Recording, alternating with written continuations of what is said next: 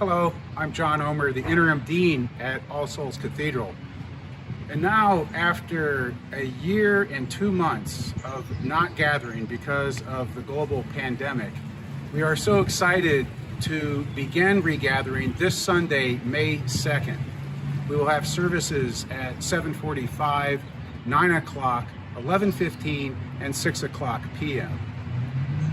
After all the time that we have been apart from this space, some of it will be familiar to you as you regather here, and some of it will be not so familiar to you. And so, as a way of introducing you to what you might expect or see this Sunday, we thought we'd put together a short video just sort of going over briefly some of the major changes that we are implementing in order to be in full compliance with the Centers for Disease Control, the state of North Carolina, and the Diocese of Western North Carolina. We have been monitoring the situation carefully. There has been a steering committee hard at work for several weeks, and I'm very happy to say that several groups of lay volunteers have been hard at work for the past several months. A COVID protocol group has been hard at work, as well as a 9 o'clock outdoor regathering group, and they've been assisted by the staff and a bunch of volunteers putting in a bunch of hours. So on behalf of the entire Cathedral congregation, I want to express thanks to all those lay volunteers. As I mentioned, there will be some changes you will be seeing as you come to worship on Sunday. And so this video is intended to give you a bit of a visual or a bit of a sneak preview on what to expect. Worshippers must register beforehand and then check in on Sundays. Registration will happen each Wednesday prior to the Sunday services. You can go to our website. You will be receiving an email.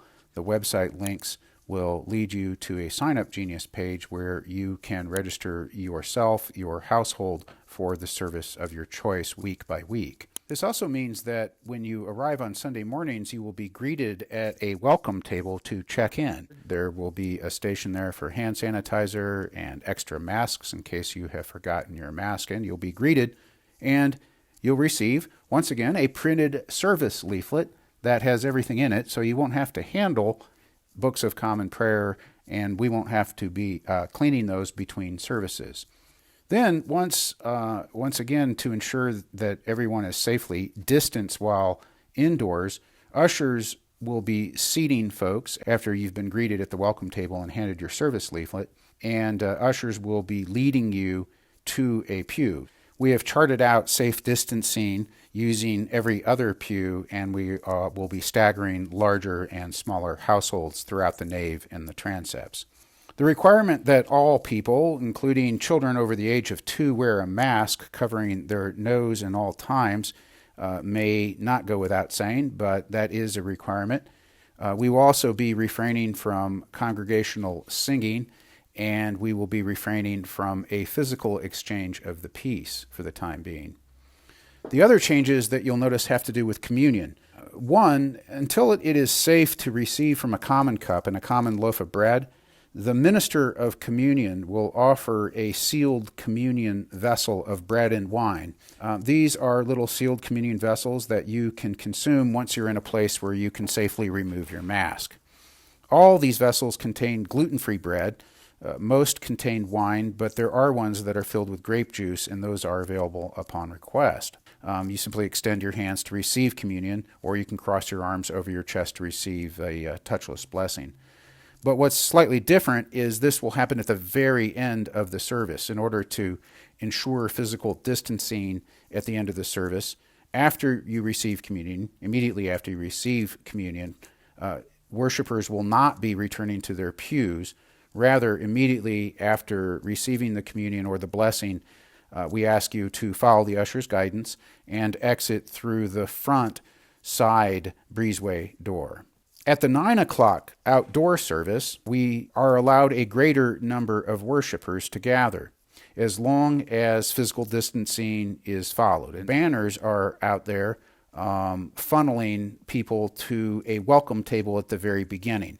Again, your name will be checked off from the registration.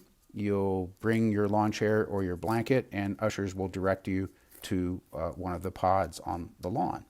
Spread across the yard, each of these circles or pods is the 6-foot distance, minimum required distance from each other pod. Inside each of these pods could be 1, 2, 3, 4, 5 people in lawn chairs. We are asking that you to bring lawn chairs and or blankets.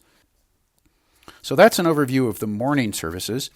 And I also just wanted to say a few words about the new 6 o'clock Sunday evening service of Compline with Taize music.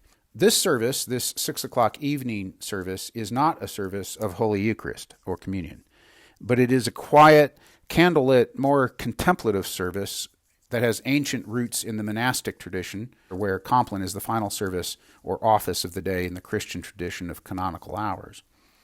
And this Compline service will be accentuated by Taize music. In the Taize tradition, there is an interplay of readings, short, simple songs, periods of silence, and prayer. Simple songs will be chanted by cantors repeatedly, and that allows our minds to focus on the text, to enter a realm of contemplation, and to connect our hearts and souls with those around us. So I invite you to give that evening service of Compline and Taize a try, especially if you see one of the morning services that you would normally be attending fill up. Also, if you are willing to refrain from going over and over again to the same service in order to free up some spots for some folks who may not be able to get spots, as long as spots or openings are limited, that would be a good thing to do as well. So I hope this video helps you imagine and anticipate Sunday morning's regatherings, both what is familiar and unchanged about Sunday morning worship, as well as what will be new and changed. As we adapt to changes in worship, it is comforting to keep in mind that the one and only thing that is unchanging in life is God. The God that we worship Sunday by Sunday, and the God whom we serve day by day, as we are called to love God with all our heart, mind, soul, and strength, and to love our neighbors as ourselves. Thank you to all the lay volunteer leadership and for the hard work of paid staff the past few months, and what will surely be adaptive and hard work the next few weeks and months. And thank you for your prayers, for your patience, for your flexibility, and for your offers of practical help during this season of adaptation and opportunity. Glory to God, whose power working in us can do infinitely more than we can ask or imagine.